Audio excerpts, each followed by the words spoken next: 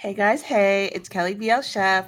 Welcome or welcome back. We do a lot of BL and GL here and sometimes some music. And today we're watching the trailer for My Magic Prophecy.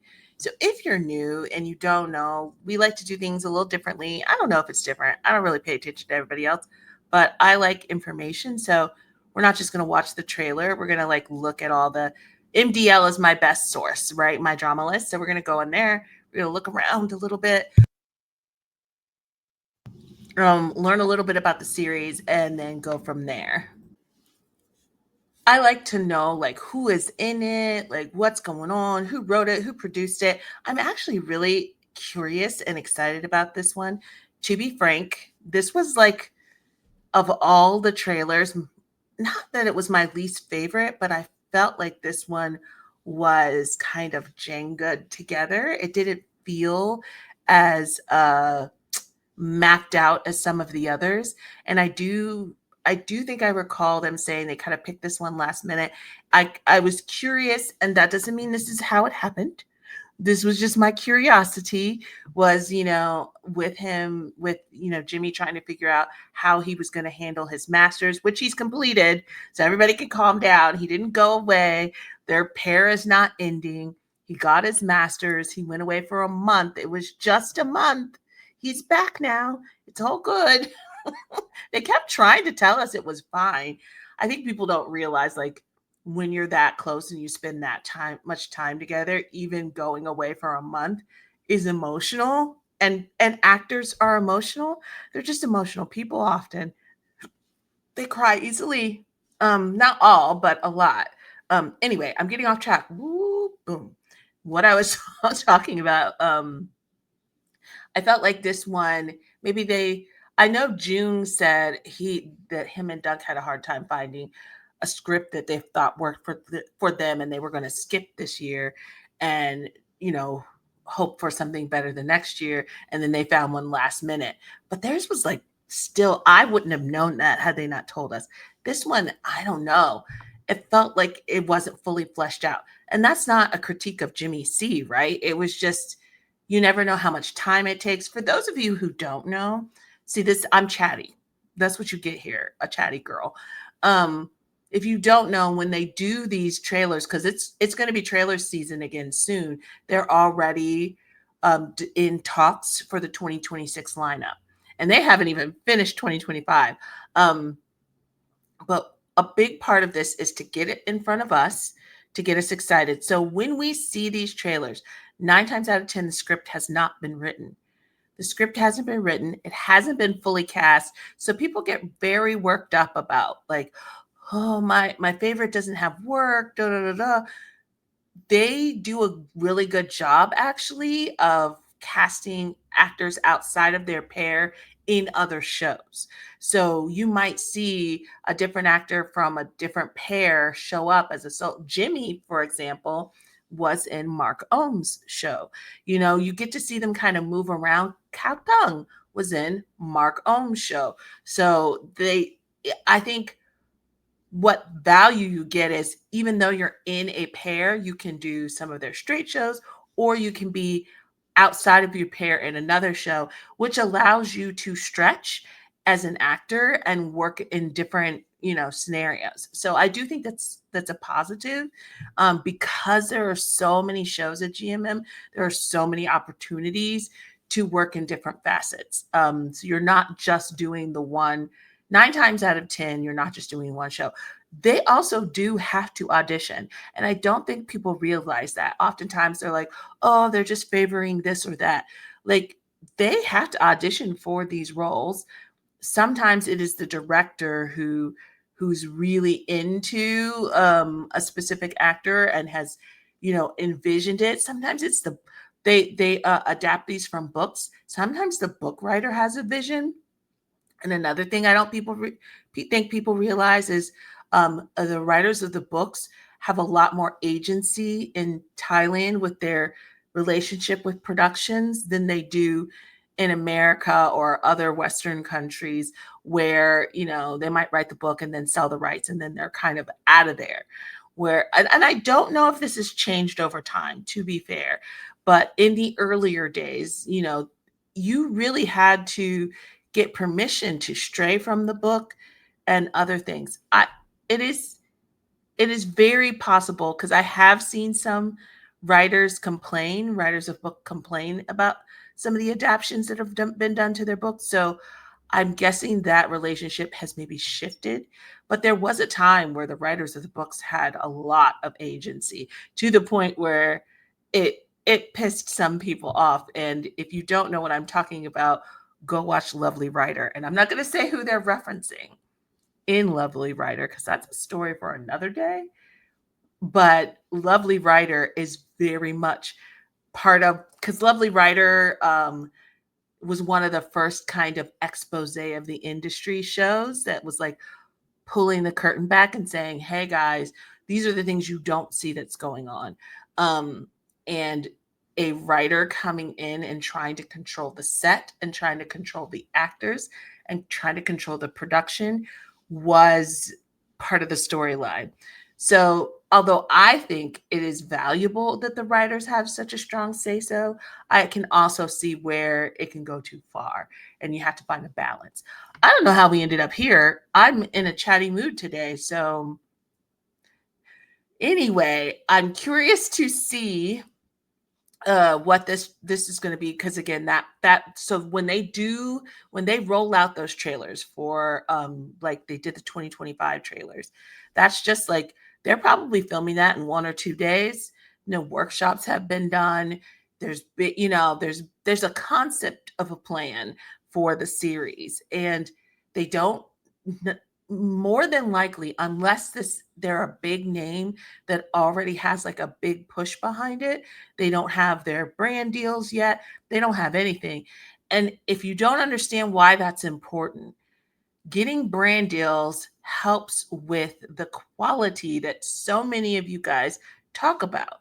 If you want a really quality show, then you also have to deal with the brand deals, because oftentimes that is the money that is paying for the show. So if you can get a lot of hot, maybe you the perfect world would be get a couple of really high dollar ones that don't want to put too much of themselves into it, so that you can have creative license, have the money, and really take, the next thing you need is time, right?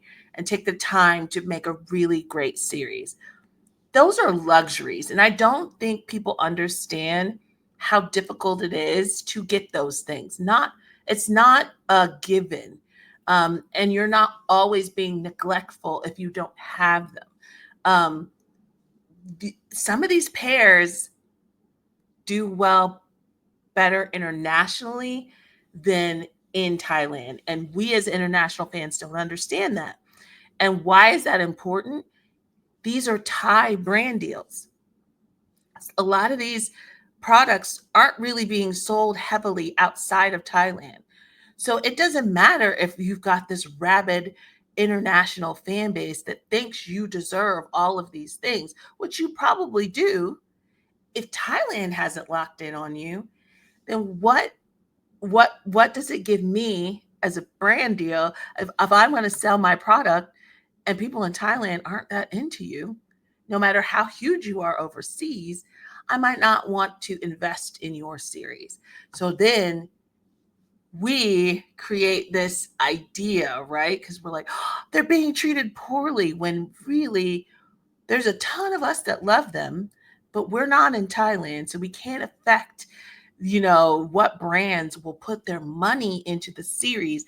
And that money that's being put into the series is what gives them the time, the quality, all of these things that we feel like every single show should have. There's a story behind each of these. And so when I see people getting so worked up and creating the story around what's happening as opposed to what might really be happening behind the scenes, that's not to say that what we all think might not be the case. There are other pieces to it, is maybe what I'm saying. Again, why are we talking about this? I don't know. It just made me think of it because Jimmy sees, and they should, I don't know.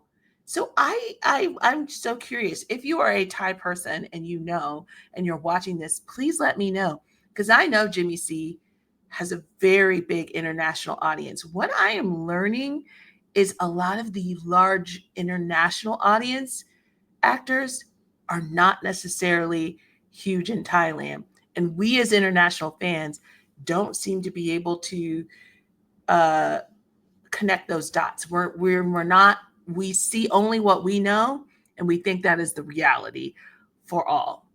And I don't think we're doing it on purpose. Even I am still like, I'm just learning that First Cow are not that big in Thailand.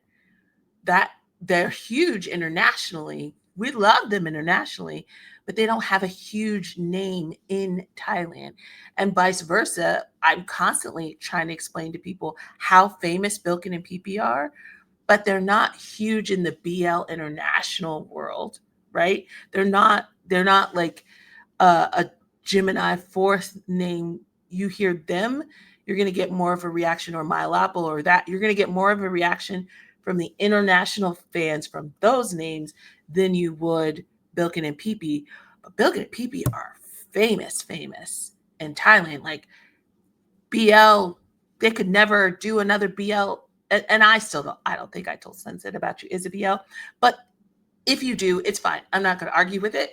But they could never do a series like that again, and they would stay. They are famous on their own and together without ever stepping foot near the BL industry again. And that's not a dig to the BL industry. That's just trying to help people understand like their level of fame in Thailand. And so they're getting those brand deals. Their face is draped across, buses and on every billboard and in every store you walk into. And those brand deals get you the money to do quality work. I don't know how, I don't know. I guess this was on my mind. Um, these are the type of things you get when you're on my TikTok, not normally here on YouTube. If you like me talking about stuff like this, let me know. I'll put in chapters so whoever doesn't want to hear this can just skip it and get to the other stuff. What is this? I'm going to write this down.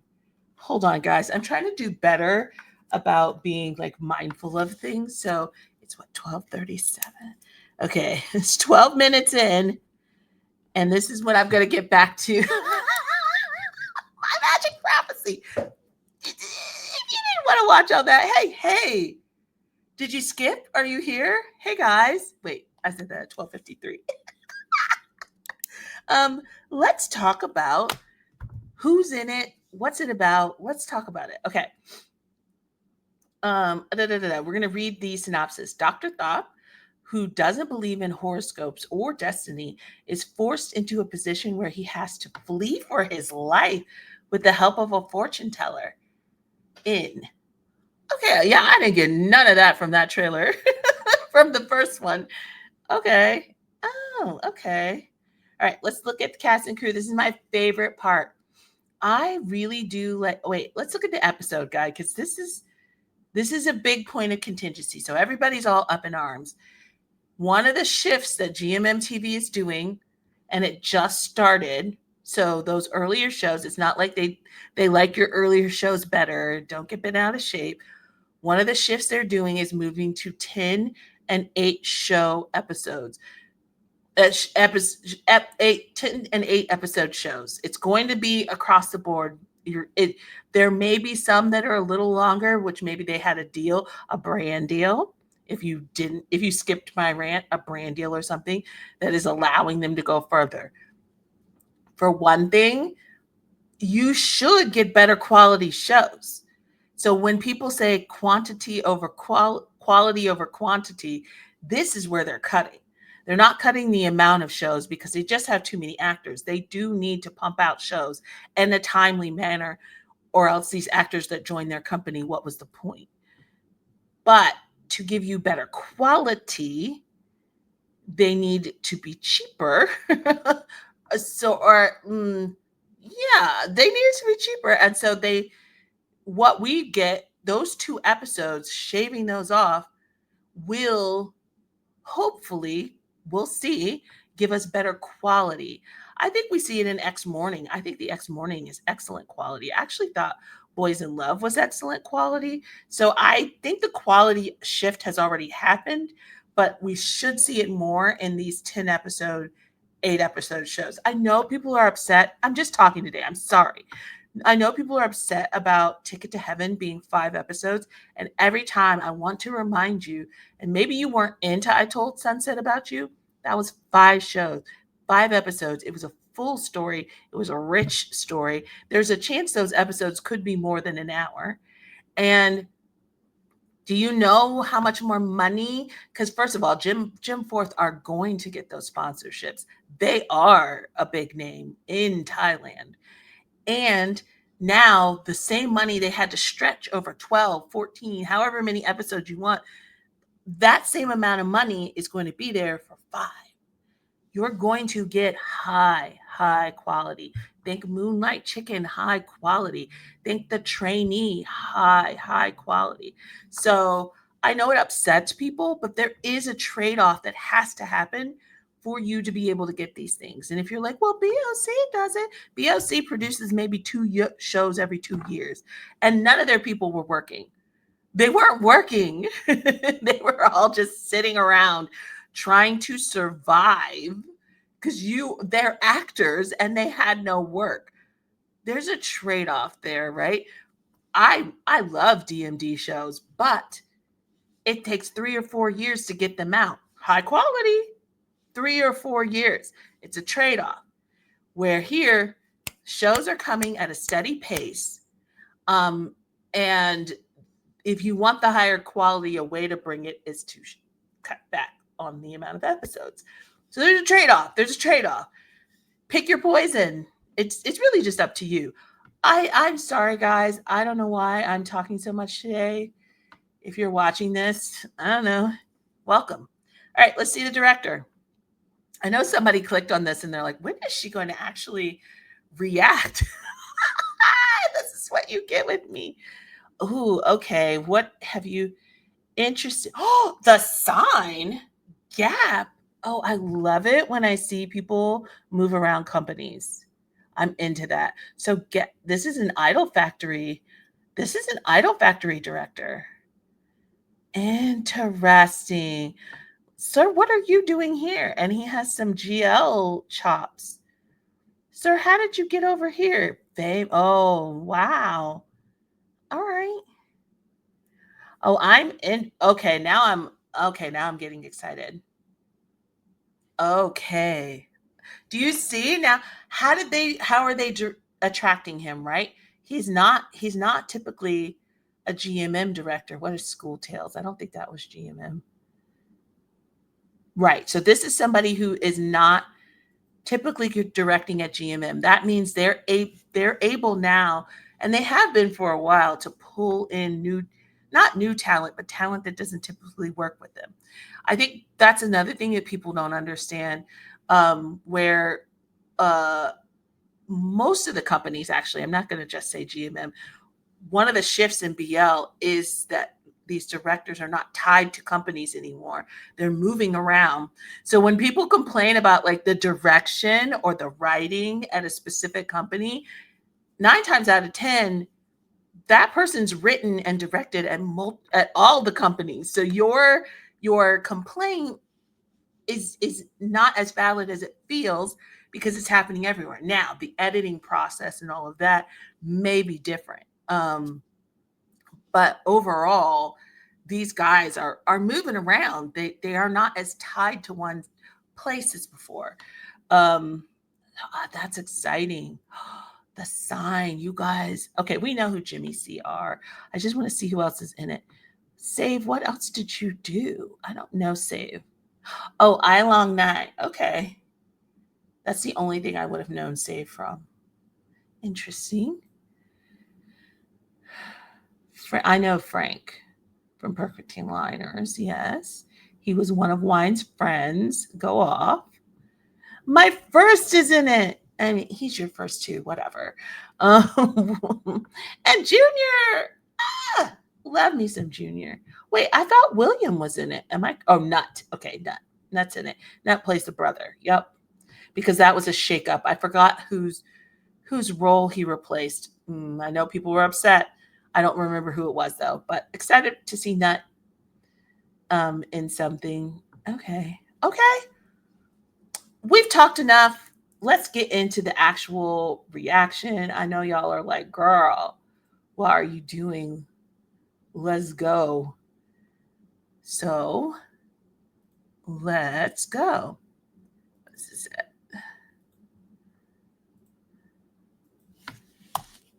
All right. Making a note. And now we're ready. ใครมาบอกผมว่าโชคชะตาจะพาใครคนหนึ่งเข้ามาในชีวิต Give me translations, please, and thank you. ถ้ามีใครมาบอกผมว่าโชคชะตาจะพาใครคนหนึ่งเข้ามาในชีวิตผมและเปลี่ยนทุกความเชื่อผมไปตลอดกาลคุณกำลังจะตายผมคงด่ากลับแน่ๆไร้สาระว่ะแม่ชอบช่องหนูอินมากเลยนะขนาดไม่เห็นหน้าเห็นแต่มือที่จับไพ่แม่ก็รู้เลยว่าแม่นมาก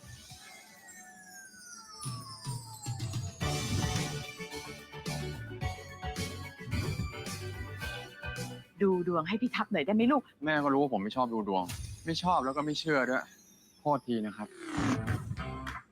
เป็นคุณต้องเลิกไพ่ให้ผมปากเสียสับไพ่จนมือเคล็ดเลยไงปากไม่ดีผมว่าช่วงนี้คุณน่าจะมีเคราะห์นะมีเคราะห์ก็พอเจอคุณนี่แหละแต่ถ้าเอาตรงๆก็คือปากนี่ดูดวงหรือจะหลอกได้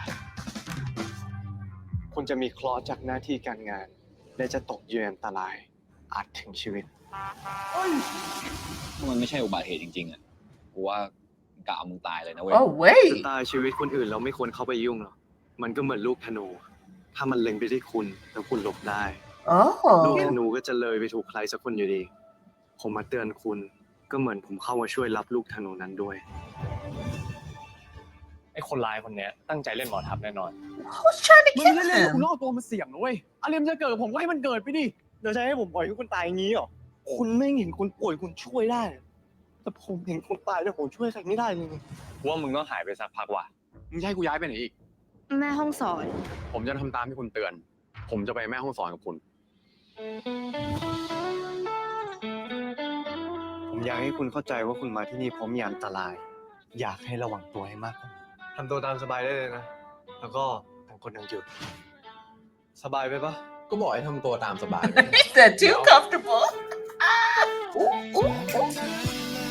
อย่าไปหลงรักน้องเขานะเว้ยนุ่มๆฟูๆสู้มือหมออะไรของมึง งั้นถ้ามึงไม่ได้จีบน้องเขาอะกูจีบนะพี่มีหลักเย็น Oh, okay, first.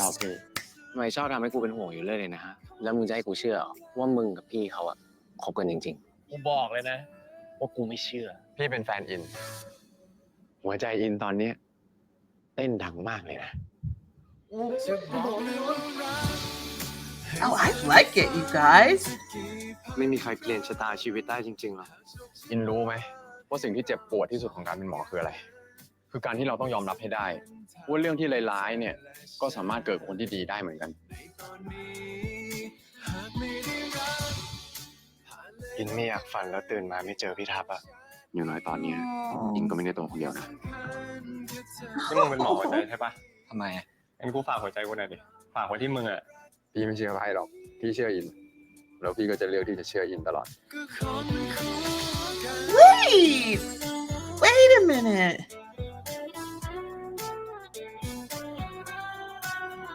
อารมณ์ไหนเนี่ยจะดูดวง พี่อยากรู้ว่าพี่เจอเนื้อคู่หรือยัง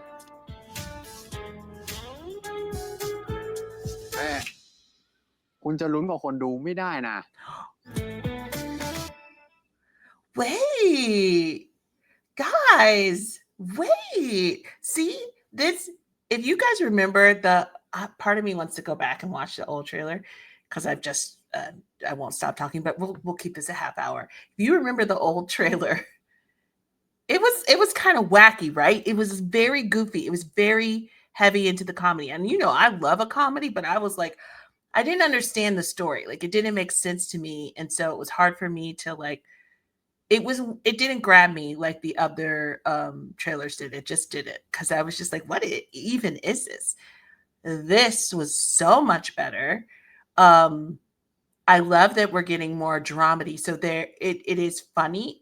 I really loved getting to see Jimmy do comedy in Mark Ohm's series Sweet Tooth. Like he was such a breath of fresh air in Sweet Tooth. And so I liked the idea that we're going to get to see more of that in this. I really like him being kind of a light, fun character instead of like grumpy Gus. Like he does that actually really well. So I'm excited about that. I didn't know this whole like somebody's after him aspect and then C's character going against kind of his code as a psychic to try to stop fate, which they shouldn't be doing. And what does that mean if you interfere with fate? Like there's some elements to the story I wasn't expecting that make me excited now. And then I love First and Junior, so win-win all around. I like that First is going to be like the challenge there. Yes, get it First. So this is, and then they have to like run off and hide. So we get close proximity. I love that trope. Is there a fake boyfriend piece to it too? I wasn't quite sure. I feel like there's a fake boyfriend, which is also close proximity and fake boyfriend are two of my favorite tropes. So anytime you put those into a series, I'm gonna eat that up. I'm gonna be like, yum, yum, yum. Thank you very much. I'll have another. No, this looks good. I'm excited. Okay, guys, I'm gonna shut up. We're gonna get it under 30 minutes. How about that? I did not expect to talk so much today, but here we are. If you watch this whole thing, bravo. Put I don't know what kind of, put a doggy emoji.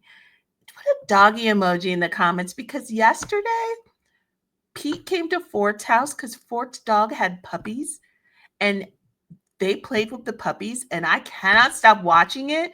I don't know what's going on. I just know the puppies are the cutest puppies in the whole wide world. And they're just there holding and hugging puppies. And so put a puppy in the comments because it was so cute and I can't get over it. I love dogs. Okay, bye.